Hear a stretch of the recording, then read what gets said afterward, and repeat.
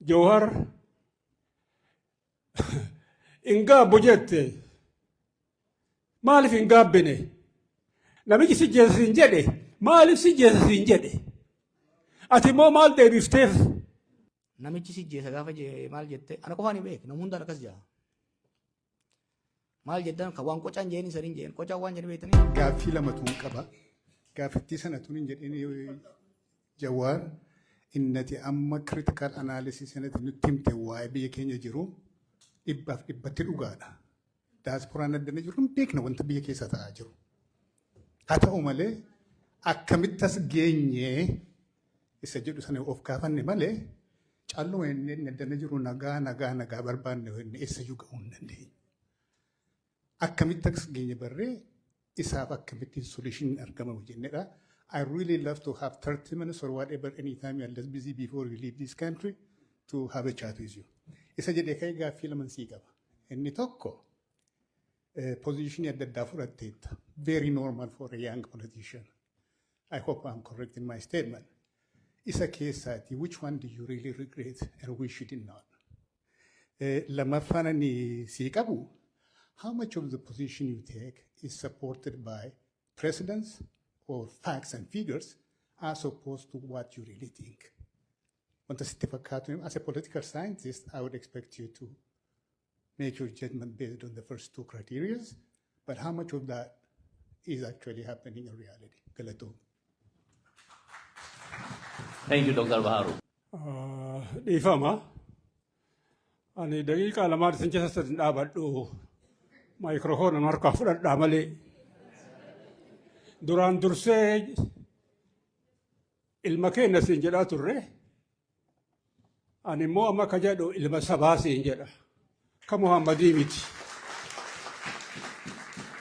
ilma sabaa sablammootaati ilma ummataati ilma Itoophiyaati akkasiin si waamna amma achi nuti namni siyaasatti seenu in huqqata hin dhibama in rakkata hirriban qabu nuti warri har'a rifeensaatii kuni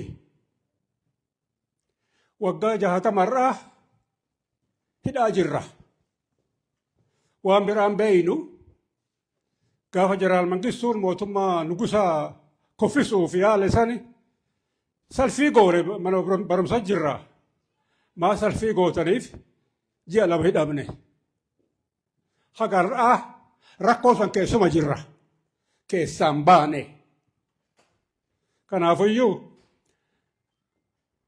amma itti dabalee ka jechuu barbaadu warri waan kana qopheessitan waa tokko har'a na gammachiiftani maali ummata keenya ka saba biraa ka sabootaaf sablammootaa waamtanii dubbisuu keessaniin galata guddaa qabdan isinillee warri dhuftanii waan jiru waan haqaa waan dhugaa tokko dubbattaniif galatoomaa isinii jechuu barbaada. Ummanni Oromoo olaantummallee hin barbaadu gadaantummallee hin barbaadu akka namaatti namaa wajjin buluu barbaada. Yaanni isaa kana gaafa qabsootti seennu rifeensi keenya ka dabbasaa kuni gurraacha cululqaa nuugii fakkaatu. Asillee irra dhufte gaafa jalqabdu akkas jirta waggaa 8-10 keessatti kun nu dhaqqabaa jirta. Kanaafiyyuu jabaadhu jechuu barbaada karaa biraatiin jeedalatu jaldeessan bosona keessa ol argan jaldeessa jetteen maali ati madaa kanan fayyitu bosonti marti ajoofte dubni kee kun madaa maan fayyinee jettee gaafatte dhugaa keeti madaa qaba haakimii madaqaa ogeessa mara biree madaqaa ka madaa kiyya bal'isu malee kana fayyisuun agarree jetteen urga gaafa qawween gabrummaan harqoonni gabrummaan irratti fe'ame haga har'aa ka madaa keenya bal'isu malee ka madaa keenya fayyisuun agarre. Gaafa mootummaa Haayile Sillaasellee waan ta'e nuti kennaa hin beeyna. Gaafa dargilee nuti taphataa baate nuti fincaayaa baate waan isiin nu goote hin beeyna dheengaddalee warri karaa gadhiise hannummaa saaminsa roorroo ajjeechallee dabalee waa hedduu nu godhe jechuudha. Kar'aa kun hoo warra amaarattu maal jedha afaan amaaratiin tishaalin fatichee tibisin agabbaa jedhan. Isii sanamatti haa dhiifnu. Isii sanamatti haa dhiifnu. Isii sanamatti haa dhiifnu. Ammaan garuu wanni jechuu barbaade Jawhar hin gaabbu jette maaliif hin gaabbine? Hin gaabbuun kun waa hedduu qaba hiikkaa qoltu qaba maaliif hin gaabbine jette isii bichaa naa himi takka. Lammata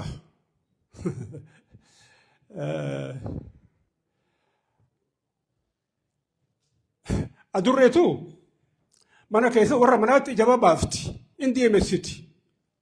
Adurreetu maa ijaba baafti jedhaniin maal olti maa ijaba baafti maal abdatti jennaan bara eessumatu bosona jiraa jedhaniin. Eessuma keessan eessumoota keessa dhugaa kanaa miti eessuman akka adurree san qabda takka. Lammaffaa yeroon keessa jirru yeroo kijibaati, yeroo dharaati, yeroo sharriiti. Har'a kijibni qawwee injifate, propagandaan madaafa injifate, kijiba amannuu dadhabne kam ajabna. Ati bakka hedduu jirtu siin jedhan, faannoo waliin jirtu siin jedhan, hewaatoo waliin jirtu siin jedhan, eenyu waliin jirta? Eenyu taatee deemaa jirta? Kafaa'oo taatee deemaa jirta moo kophaa kee deemaa jirta? Makmaasa jira beeyta adda deeman loxee ta'anii adda nyaatan dhosee ta'anii jedhan. Kanallee nu ibsiiti gara kaaniin wanni sitti dhaamadhu waa hedduu hojjatte hin beeyna akka irraa kanan dulloomne. Dura akka dhagayetti miidirraa dhagaye namni ajjeesuuf si waame jedhan baqa ajjeechaa san jalaa baate. Namichi si jeessa siin jedhe maaliif si jeessa siin jedhe? Ati immoo maal deebifteef? Achirratti haa dhaabannu karaa biraatiin haga ammaa wanni hojjette walaafa miti. Maali yoo jette dhaloota irraa keessaa namni sadii galata qaba seenaa duratti. Abbootiin keenya hiriyoonni keenya dhiiga isaanii gabbaran lubbuu isaanii kennan aarsaa ta'anii atarra humna kee kennaa jirta lubbuu kee kennaa jirta atillee. Kanaafiyyuu wanni jechuu barbaade kaleessa asuma teetteetiniin miidiyaa dhaabdee qilleensumaan shiboo takkittiin ummata san bira daddaayisitee mootummaa namuu bakka san hin ga'u jedhan. 4 kiiloo jette 4 kiiloo san geette maruu kufe kunuu galata guddaa qabdaa takka jedhi. Garuu wanni takkaan ani dogoggora jedhee yaadu qeerroo fi qarree yoo sana keessi o'ee ka'e sani akkuma iftee kaaftee dhaabachisaniin atummaan dhayxee harka keetiin qabbaneessite suni garaa si nyaatu jechuu barbaade fayyaa naa ta'e. Galatoma Abbaa Kallachaa. አመሰግናለሁ በጣም okay. Yeah. Thank you very much. First of all, I would like to congratulate you on the book. Thank you for publishing, for writing, and it's a በሰላማዊ ትግል ብቻ አብይን ሀሳቡን ማስቀየር ይቻላል ወይስ አይቻልም? ካልሆነ ደግሞ armed struggle with use of power ሊኖር ይችላል? Do you have clear vision on that? If so, what does it look like? Related to that, you know, በእርግጥ አብይ በማንኛውም መንገድ ስልጣኑን ለመጠበቅ ቢሞክርም there is a group of people who enable him, and some of them are also also Oromo elites, like ወንድማችን አሉላ ቅድም እንዳለው በህወሓት ጊዜ በእርግጥ የትግራይ ህዝብ ቀጥተኛ ተጠቃሚ ባይሆንም የህወሓት ኤሊቶች ይጠቀሙና ህዝቡን ይጎዱ እንደነበረ አሁንም አብይን ኢናብል የሚያደርግ የኦሮሞ ኤሊት አለና how do you think you can ከነሱ ከአብይ ተነጥለው ይሄን ፕሮሰስ እኛ የምንጀምረው ነው የውይይቱን የፖለቲካ ለውጡን እንዴት ሊደግፉ ይችላሉ? You have ideas on that. Thank you. All right. Thank you. I appreciate this opportunity. Joaram, welcome to DC, and thank you for this opportunity again. Just two quick things. Majamaria organizer, I'm very happy that you guys were able to accommodate us that don't speak Orominya. Majamaria for a chain of better, like a bank shall be in a better. Gimbera Makumari Targatron, Ulunagata Katachan as Polonia. Another thing is, when Tinish Karaling in a better, Kadame at the chain of better now. I was expecting more familiar faces that I know. Non-Oromo Ethiopians that would attend this event, some politicians, some media people. And this side gang again, we have a media Marco Alula, Bakat the Night and Anagam, Genaziga Bangingeta, the Nagoroch and Lamak Arab, Yellow, this one Mono, the Sila, and that's some second. The Jawareling, just two questions. Andinga, what is your, hey, this is your day.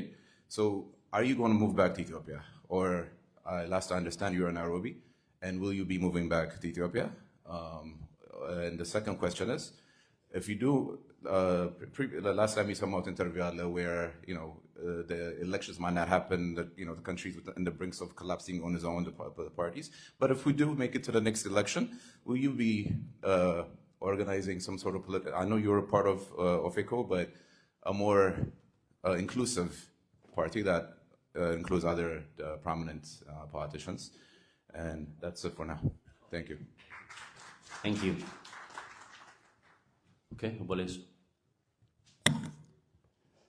Akamooltan jirtu isin jala isin mara keessaniyu warroonni magaalaa Washington DC kana keessatti argamtan ulfaadhaa guddadhaa warri guyyaadhaa keessattu argamtan hedduu kenna Oromoo ta'uu dadhabnee kan itti cabnee tokko kana rakkoon kenna hedduutu jira rakkoo kenna ibsachuu hin dandeenyu rakkoon kenna nama dhibaa kan jedhu irraa kan ka'e waa dubbachuun barbaade gaafii tokkollee Jawaariif nan qaba akkasumas Aluulaallee ni agalatuumu አመሰግናለሁ አሉላ ለምስጋናችንም ስላረሳ በጣም እናመሰግናለን እኛ ራሳችን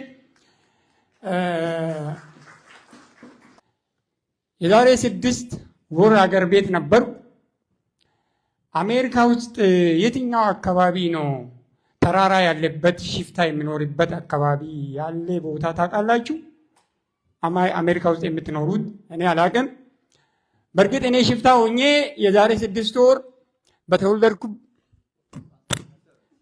በተወለድኩበት ከተማ ታስሬ ሽፍታ ነኝ ተብዬ ተቀጥቅጫለሁ ለምን ኦሮሞ ስለሆንኩ ነው የተቀጠቀጥኩት የቀጠቀጠኝም ኦሮሞ ነው ሌላ ብሔረሰብ አይደለም የገደለኝም የሚገልም ኦሮሞ ነው ከዚህም በፊትም የትግራይን ባለስልጣን የበላይ ነው እንጂ ያደረጉት የበታቾቹ ናቸው እኛን ሲገሉ የነበሩት ሲቀጠቅጡንም የነበሩት እውነት መናገር ነው በአሁኑ ጊዜ የሚያዋጣ እኔ ሁሉ ጊዜ የምናገረው ነገር መቼ ነው የብሔር ብሔረሰቦች ፖለቲካ ተቀይሮ አንድ ሆኖ ጀዋሪም ቢሆን ሌላ ብሔረሰብም ቢሆኑ መቼ ነው ተነጋግሮ ህዝቡ ፊት ለፊት ህዝባችንን ምንም የማያውቅ ህዝብ አሳምኖ ወደፊት የሚገፉት ለጀዋር ነው ጥያቄ ያ ሁለት ጥያቄ ነው ያለኝ አንደኛው ጀዋር እንደተናገርከው ኢትዮጵያ ውስጥ የትኛውም አካባቢ ላይ ሰላም እንደሌለ ተናግረሃል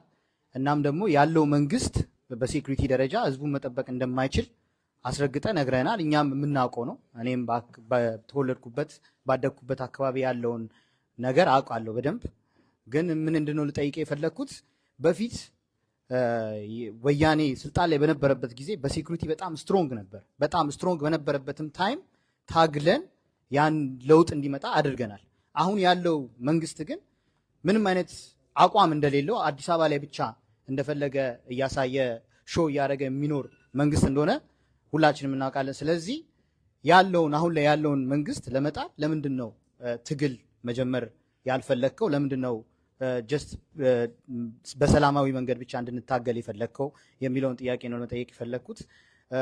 ሁለተኛው ጥያቄ ደግሞ ብሔር ብሔረሰቦች አሁን ያላቸው ነገር ሁሉም በሚባል ደረጃ ችግር ውስጥ ናቸው። አማራም ሆነ ኦሮሞም ትግራይም አብዛኛው የኢትዮጵያ ክፍል ችግር ውስጥ ነው ያለው። ሁሉም ትግል ውስጥ ገብቷል። ሁሉም በየጫካ ገብቶ እየታገለ ነው። ለምንድን ነው ያንን ትግል ውስጥ ያሉትን ህዝብ አዋቅረ ወደ አንድነት መጥተው በሰላማዊ ትግልም ሊሆን ይችላል ወይም ደግሞ በጦርነትም ሊሆን ይችላል። ጦርነት አላምንም፣ እኔ በበኩሌ አላምንም። በሰላማዊ ታግለን ይህን መንግስት ማውረድ እንችላለን ብዬ አምናለሁ። ስለዚህ ለምንድን ነው ይህንን ህዝብ ወደ አንድነት አምጥተ ትልቅ አጀንዳ ይዘ መጥተ ለምንድን ነው አንድ አድርገን ወደ ትግሉ ማታስገባን? ይሄ ነው ለአንተ ያለኝ ጥያቄ። ቴንክ ዩ። Hello, I just want to keep it short. I was wondering, like, how do you think peace can be achieved? Is that like overthrowing the government or whatever way that you think is necessary, since peace is the answer in all of this?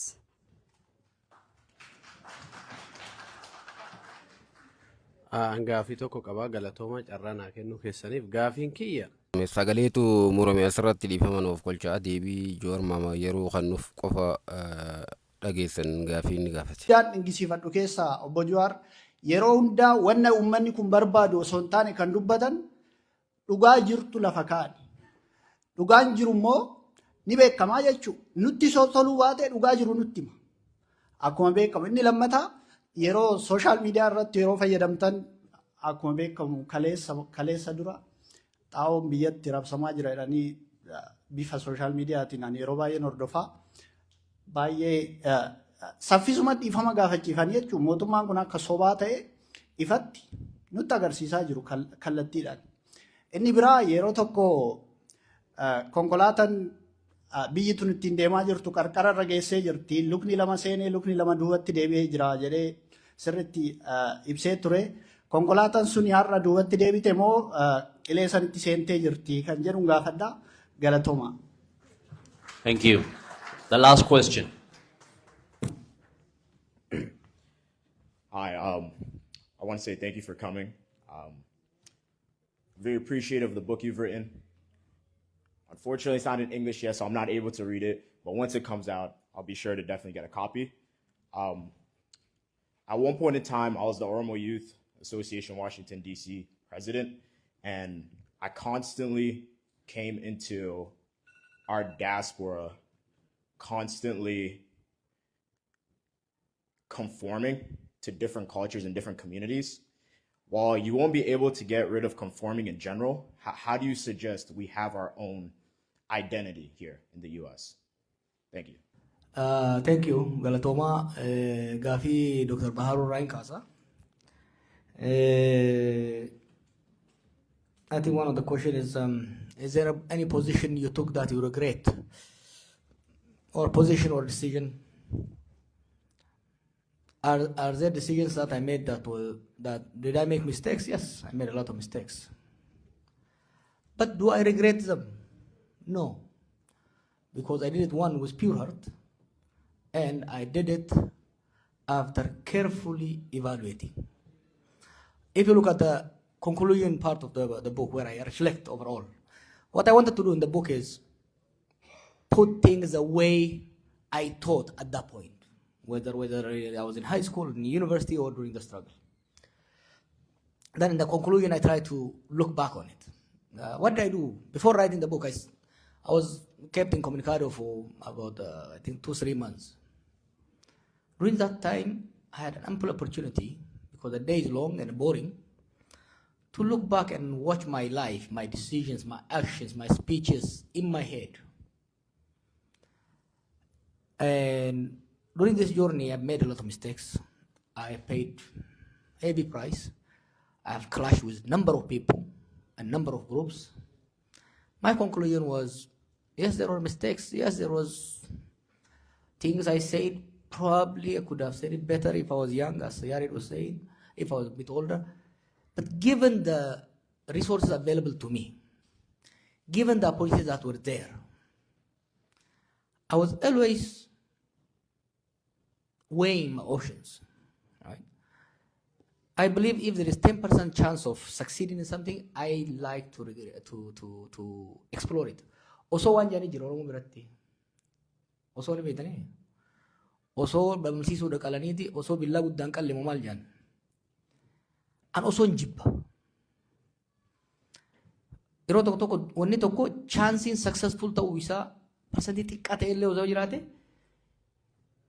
gara fuulduraa deemee osoon gara san deeme jechuun hin barbaanneef I want to explore those options. So there are positions probably if the resources that are available to me today, when I say knowledge, networks, influences I have today, I could have probably chosen a different path. But given that time, I really don't see anything that I regret. I don't even see anything that I could have done really, really different when it comes to a strategic level.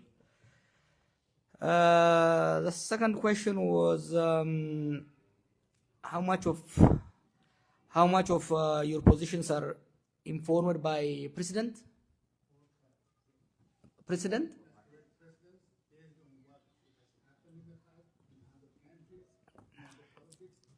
No, I understood it.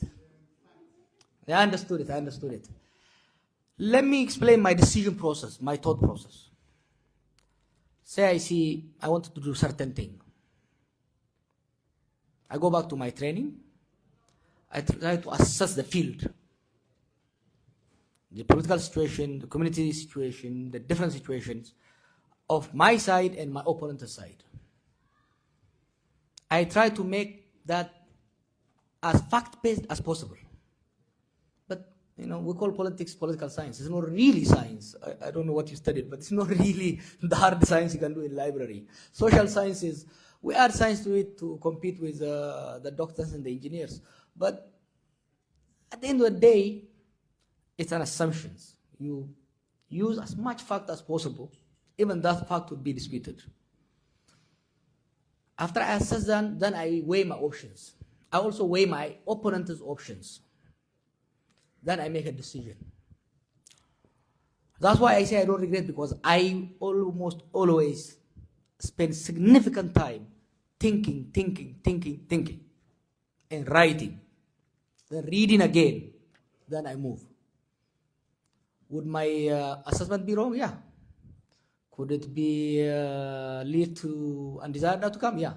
But for me, the most important is I don't want to miss the step, the process. Based on that, in politics, I study the Oromo history, the Ethiopian history. I study global politics. I base my decision based on that. In the book, you can see, for example, Gafa Hirira Baratota Gora Torre Dargagoto Wajjin. I don't know if you guys understand. Remember, child was, I think, a baby. Who was there? Abdi was there, Bona probably. We had this rally in Minnesota. We had a rally here in DC during IOIA. We became popular. So we organized this 10,000 march, 10,000 man march in Minnesota. A lot of people came. And I had a cold. My voice was not there. A lot of people came, and when I came on the stage, by then I've become popular. I was on Paltalk, I was writing, and also a lot of people were cheering. And I saw hope in people's eye, and I got terrified because I was not prepared. I quit activism. I left the youth organization. I went to Oxford. I spent 6 months studying medieval Ethiopian history. That's when I read Kabranagast, Fatanagast, all that.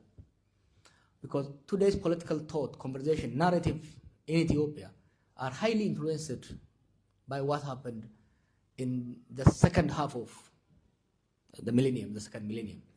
So I try to explore as much as possible. Yes, it's influenced by global politics. Even now, for example, the threats and opportunities we have today are different from that back in the day. Let alone during your time, even during my time, if you take the global and regional stuff. Regionally, back in the day, during OLF days, or during TPLF or APLF days, you can run to Somalia and Sudan and wage armed struggle. Right? Today, Sudan is no more, Somalia is no more.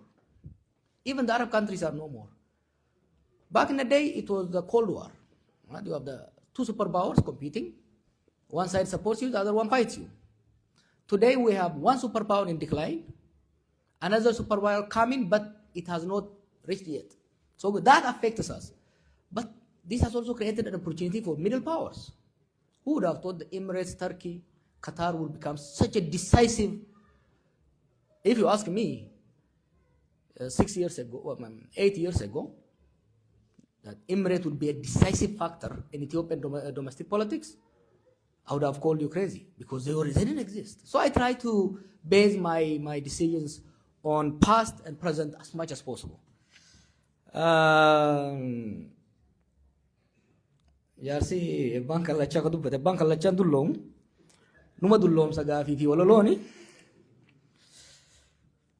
waan gaarii kaafte ebbaa kallachaa you know qabsoon tun zama mangistuu nu isaan irraa kaatee kanaafin tres godha akkaataan itti gaafiin ka'u adda haa ta'u malee dargaggoonni biyya sanii bara sanirraa kaasanii walqixxummaan dimokiraasiin akka dhufuuf aarsaan kafalme guddaadha.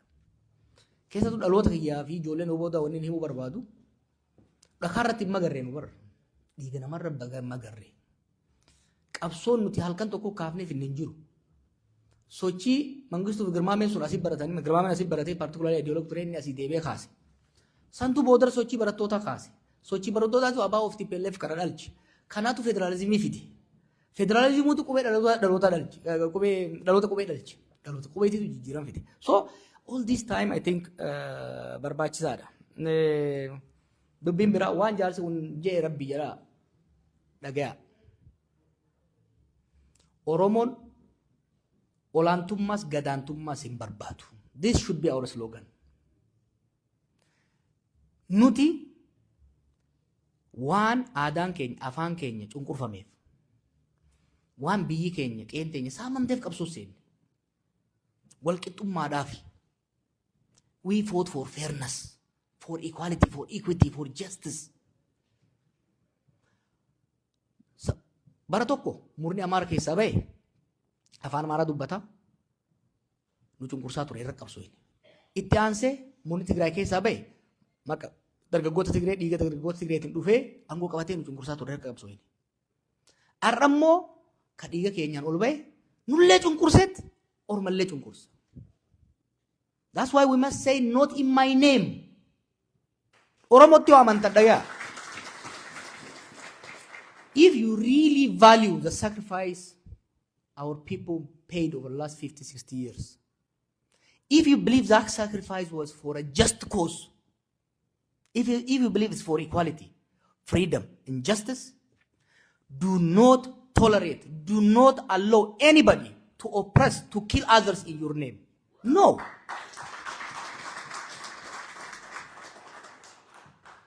አንድ ወንድሜ ቅድም የሆነ ጥያቄ አንስቷል እዚህ ጋር የሆነ ነገር ሲናገር ነበር።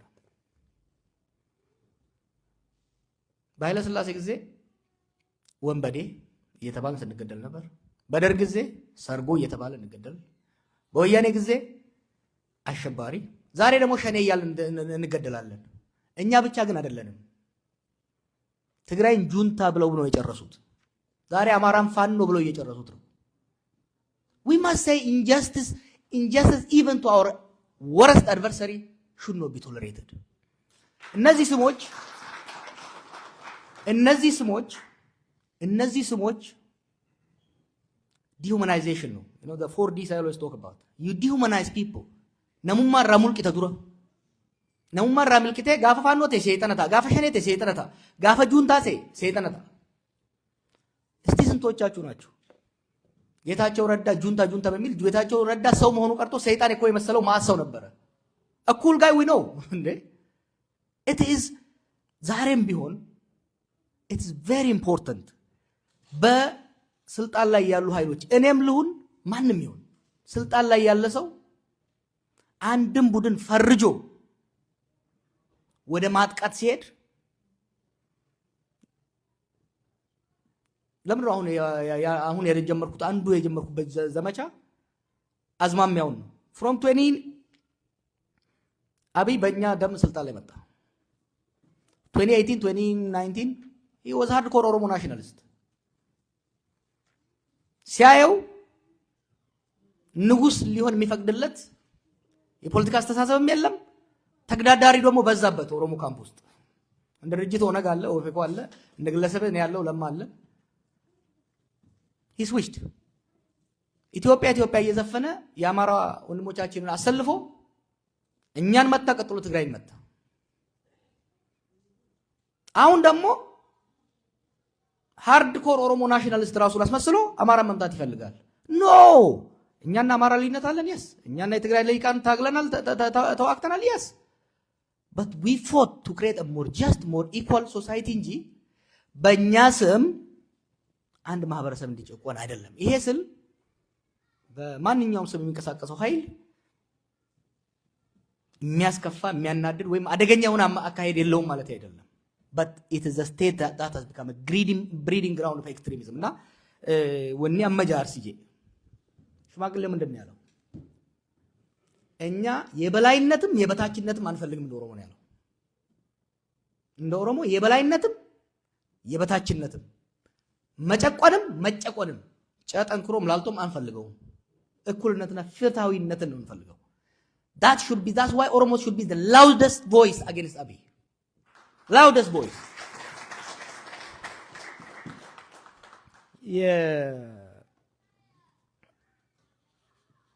ከዱሬ ተሰኒ ሩባን ሲዳብራ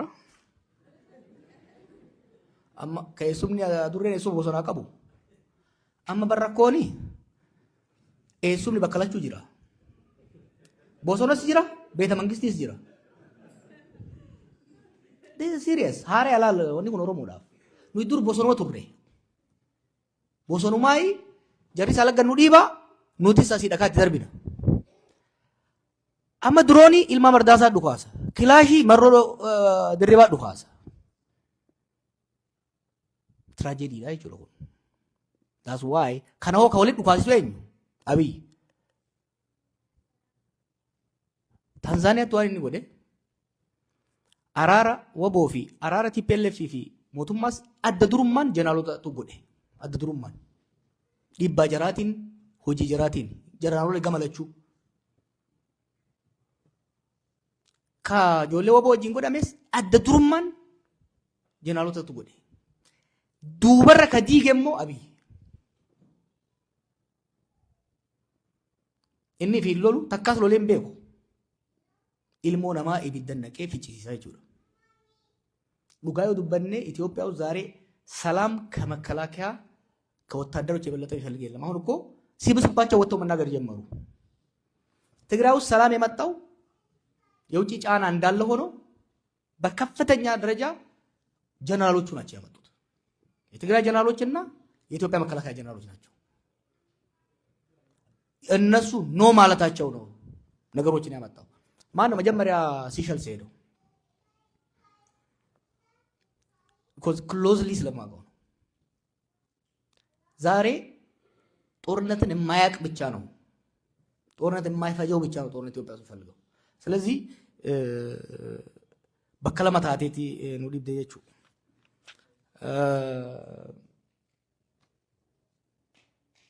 eenyu waliin jirta kajettee fi atiin kaafaa odaa wal qabatee maaliin hunda wajjiin hin jira.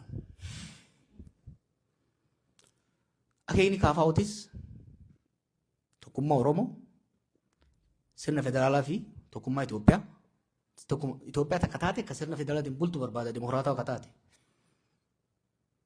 I practice that principle. Garuu I don't see myself just as an opposition. As an intellectual, as an influential person, I reach across the board. Saboota biratti qofa osoo hin ta'in, I also reach to people within the government. Wanni ilaalina ዛሬ መንግስት ውስጥ ያሉ ሰዎች በሙሉ በአንድነት በጠላትነት አትዩዋቸው። ከናንተ የበለጠ የሚቆጩ ከናንተ የበለጠ የሚያንገበግባቸው በየቀኑ የሚሆነውን የሀገር ውድቀት፣ ድቀት፣ የህዝብ እልቀት እንቅልፍ የነሳቸው ለማበድ የተቃረቡ ጀነራሎች አሉ፣ ሚኒስትሮች አሉ፣ ዳይሬክተሮች አሉ። ሶ እኔ ለዛ ነው ስርዓቱን በሙሉ በጭፍን ወደ ማጥላላት ከመሄድ ይልቅ ነጥሎ የጥፋት ምንጭ የሆኑትን ከጥፋት መመለስ የማይችሉት ላይ ማነጣጠሩ አስፈላጊ ነው ብዬ የማስበው።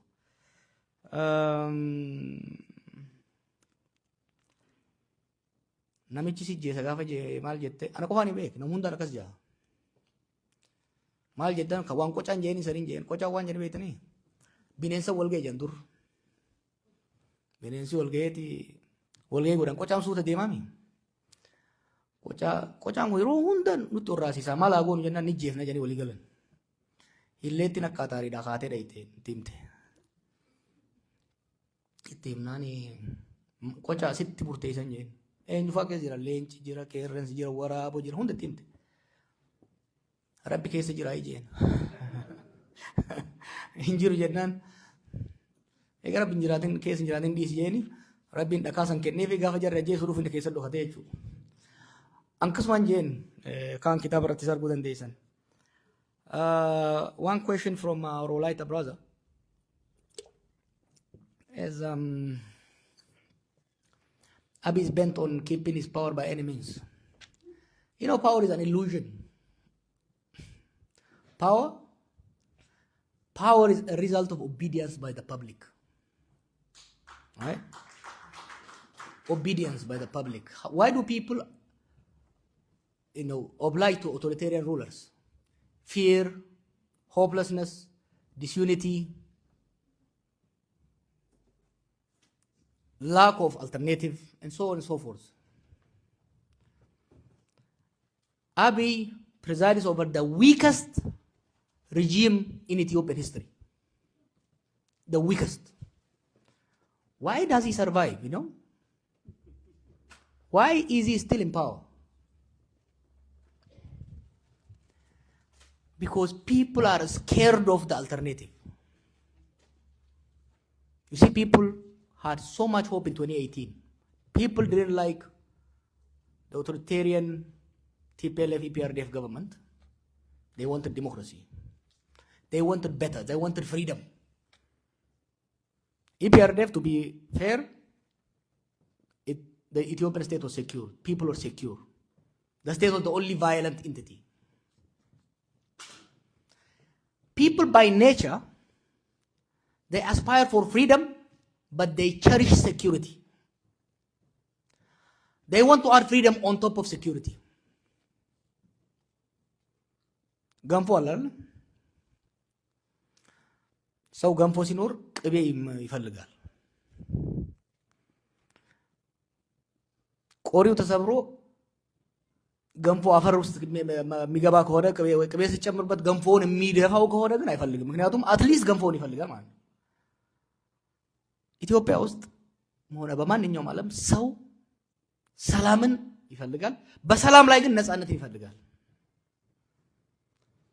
ለነፃነት የሚደረገው ሂደት ሰላሙን ከልክ በላይ የሚያናጋው ደህንነቱን የሚያናጋው ከሆነ ሪትሪት ያደርጋል። ከ2018 በኋላ 2018 ላይ ከፍተኛ ተስፋ ነበረ ነፃነት ለመጎናጸፍ፣ በሰላሙ ላይ ነፃነት ለመጎናጸፍ። አሁን ሰላሙን ሲያጣ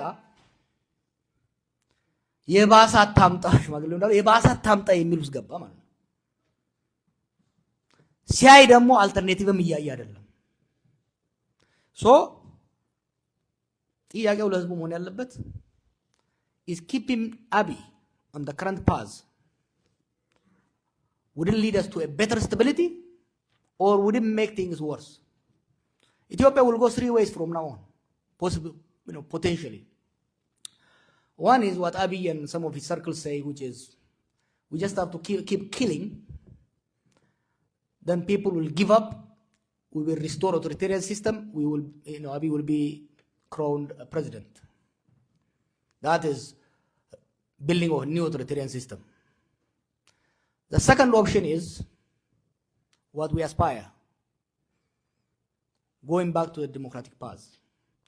The third option is to do nothing and just watch Abiy, which we move from authoritarian system into anarchy. We will end up in total anarchy. Ethiopia is a failed state, but it hasn't totally collapsed. It hasn't disintegrated yet.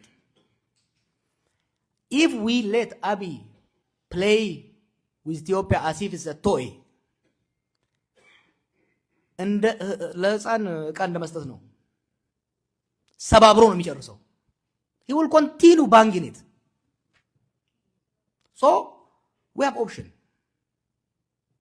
I myself, everybody tried to you know, ምንድን ያለው የሾፌሩ ጉዳይ ልጅ ያነሳው ገደል ላይ ስለነበረች አፋፍ ላይ እስቲ ተወት እናርገውና እድል እንስጠው ሪቨርስ እንዲያደርግ. The guy continued driving it. Will he reverse? No. Will he even hit the brake? He hit the brake. Pretoria ላይ he hit the brake briefly. ትንሽ ነገሮች ቀለል ሲሉለት he stepped on the gas. So the alternative is worse. We must force him, not only him, the system, first and foremost to stop the war. አብይ ጦርነት እንዲያቆም መገደድ አለበት። ጦርነት አብይ ጦርነት አቆመ ካላቆመ ለአብይ ተብሎ ለአንድ ሰው ተብሎ የህዝባችን መከራ የህዝባችን መፍረስ መበታተን ማየት ስለሌለብን we have to look for alternative without him. Look, the discussion I want Ethiopians to have is removing Abiy is not that complicated. It's not complicated. The reason everybody is watching is what then? Kazas. That's why I want people to discuss about post-Abiy Ethiopia. What kind of political system? What kind of situation we want to create? We are getting there now. You know, what is sobering for Ethiopians? 2018 እስከ 2022 ኢትዮጵያ ኮሌክቲቭሊ ነበር ያበድነው ማለት ይቻላል። We are in some sort of collective psychosis. ሰዎች እኮ do you guys go back and watch some of those videos? It is terrifying what our people አውሬ ነው የሆነው. We became so pro-war. Then war came home. The wars in the past were fought either in Eritrean desert, Ogaden desert, Bale, Hararge, Sudan border in Begi. Today wars are fought everywhere in most densely populated areas. Days has reached everybody's home. Kidnapping has reached everybody's home. This has humbled the Ethiopian people. It has humbled the Ethiopian elites. I think now the Ethiopian elite, political elites have sobered down. ጥራዝ ይዞ መሮጡ ሰው መደማመጥ ጀምሯል። ሰው እየሳክኗል ኢትዮጵያ ውስጥ ሜቢ አብይና አንድ ሁለት ሰው ይሆኑ ነው። ሰው ሳክኗል። ጫካ ያሉት ልጆች ያቸው ሳክነዋል። ትግራይ ውስጥ አሁን እየተደረገ ያለው ውጥረት የዛሬ 5 ዓመት ቢሆን ኦሬዲ ጦርነት መጫረስ ጀምረው ነበር። ጦርነት it has sobered us. We have learned the hard way the limits of violence, the danger and limits of violence. So I think opportunity has come. And this is what threatens Abiy, when people sober down and discuss. About the Oromo elites.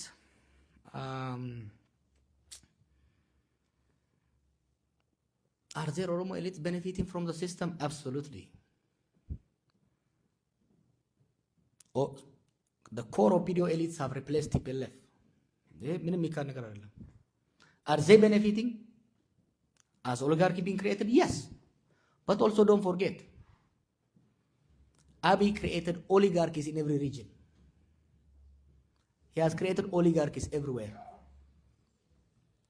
His representatives in every region who suck the blood of their own people. አሁን እኮ ስልጣን ላይ ያለው ቡድን የዘራፊዎች የቀማኛዎች ቡድን እኮ ነው። የሚገርም ነገር እኮ ነው። I don't know how to explain it. ህዋቶች ይዘርፉ ነበር፣ ሌቦች ነበሩ፣ ምንም ጥያቄ የለውም። ግን አይን አውጣ አልነበሩም እንደነኚህ። ይሄ ግን ኦሮሞዎቹ ብቻ አይደሉም ጓዶች። ጎቱ ጉራጌ ዞን ምንድን ነው የምታገኘው? ጎቱ ወላይታ what do you find? ጎቱ ሲዳማ አሁን እኮ ትግራይ ውስጥ ያለ ለመመስረት እየሞከረ እኮ ነው that's what ረብሻ የፈጠረው so his entire philosophy ሁሌ እኮ ምን ይለን ነበር የሰው ልጅ ማንኛውም ሰው ከገንዘብና ከስልጣን አያልፈም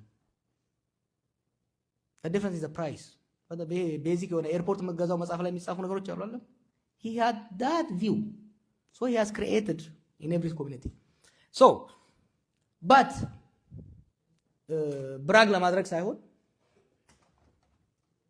መጀመሪያ የአብይን አካሄድ እምቢ ያለው ኦሮሞ ነው ከማንም በፊት ዛሬም ቢሆን የሚያጨበጭብለት ኦሮሞ የለም ተወሰኑ አካባቢ ያሉ ናቸው እንጂ we fought ቅድም አንተ እንዳልከው አሉላ እንዳለው during the Tigray war the Oromos was the loudest voice I want Oromos to be the loudest voice even now for what's happening in Amhara region that is morally responsible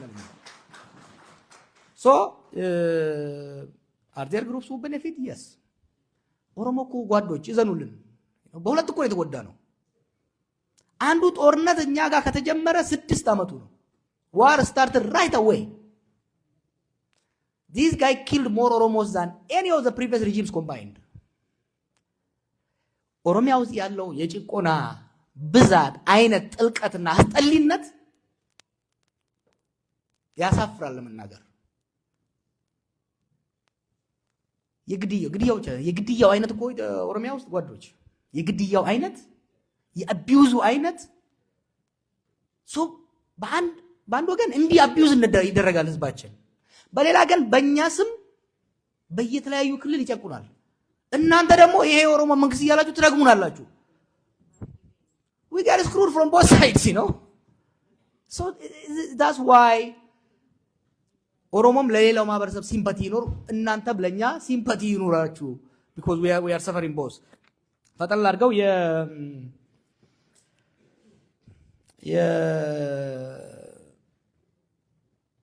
ከሌሎች ጋር ተጣምረህ ለምን አሰራም ሰራለሁ እየሰራውም ነው my job my skills is to analyze to agitate to encourage to create space ሰው እኮ አድቫንቴጅ ጥንካሬውን ማየት አለበት I create space ያን ስፔስ ተጠቀሙብኝ ነው when I went to Ethiopia ያ ነው አንዱ ስለ ነበረው ያለኝን ልምድ ያለኝን ትምህርት ማንንም ለማካፈል ሬዲ ነኝ ከማንንም ጋር ለመተባበር ሬዲ ነኝ because እዛ ሀገር ውስጥ ሁሉም ካልተባበረ በስተቀር አብይ ከህዋት ጋር መፋጠጥ ሲጀምር ብዙ ሰው ጦርነቱ ትግራይ ላይ የሚቀር ነው የመሰለው it destroyed the whole country therefore መተባበር ግዴታ ነው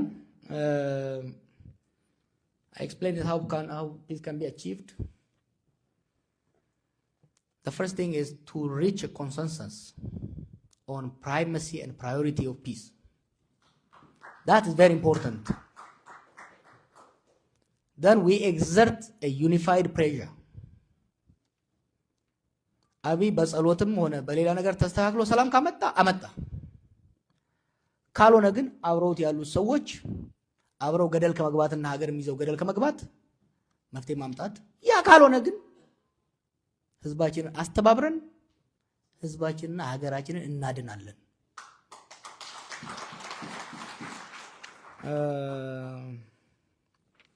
ጋፊን ዱመረ ነጋፈተን ወይ ነሞተ ጋፈ ቀሮ አጀፈማ ነመ ፊጣቱረን you see we try to do what we thought was better ወደ ጦርነት እንዳንገባ ነው የፈራነው ያኔ የእርስ በርስ ጦርነቱ እንዳንገባ ስለፈራን ሰው ሲገሉ የነበሩ ሰው ሲዘርፉ የነበሩ ካድሬዎችን ፖሊሶችን ወታደሮችን step by step we want a transition in that transition transitional justice and peace and reconciliation without transition there can be no transitional justice without transitional justice there can be no reconciliation that's what Tigray is learning the hard way transition ካልመጣ በተለይ ደግሞ በሀገር ደረጃ transition ካልመጣ ድረስ transitional justice ሊመጣ አይችልም transitional justice ካልመጣ ድረስ ደግሞ reconciliation እርቅ ሊመጣ አይችልም እርቅ ካልመጣ ድረስ ሀገር ወደፊት ማምጣት ከባድ ነው ሐናው ብለሰግያ ኑዮ ጋር ሰንከበር ባኔ ወረስርና ከይሰ ይሩካና kan nama fixaa ture kana ni adabna jennee akka itti deemu taate cichaniiti nu dura dhaabatan. Kanaafuu tokko kan lammaffaa ce'umsi gaafa dhufe namoonni transitional justice bifa jedhamuun hayitii baate kamiidhee adabamee kamiidhamee wal'aanamee san booda araarri akka biyyaatti bu'ee san booda deemnadha. Amma bar waan na yaachisu maal akka ta'e beektanii miidhaan Oromiyaa keessatti baroota dabre kana akka ta'e amma dhiyoo kana namoonni dhufanii turan gaafa biyya dhaqe jaarsonni maal laan jaan akkamatti araaramne qe'ee jiraannadha. Nama wal ficcisiisanii bar abbaan milishaa ilmi waboo yoo ijoolleen nama tokko achii ajjeefte waraana keessatti dhufanii maatii sana ajjeesan. Namni keenya dhiiga wal dibe akka malee. It's going to be very difficult. I don't want to lie to you. The future reconciliation madaa nuti walirra uumne kana fayyisuun waan lafaan ta'u hojii guddaa gaafata. Garuu immoo sanuu dhaquudhaaf ammoo dura dhiigni hogga dhaabatee booda maal goota? Faashaa itti hiita. Dhiiga hoggaa fayyee godaannisa hafe godaannisa san amma gaakimoonni jirtanii sarjariidhaan fayyisuu dandeenya. Ati godaannisa akkamitti fayyifna kanaan jechaa jirtu? An maaliif jechaa jira? Mee dhiiga haa dhaabnu.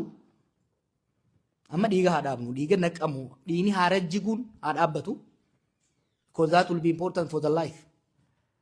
Then we can take step by step towards curing, towards repairing the damage.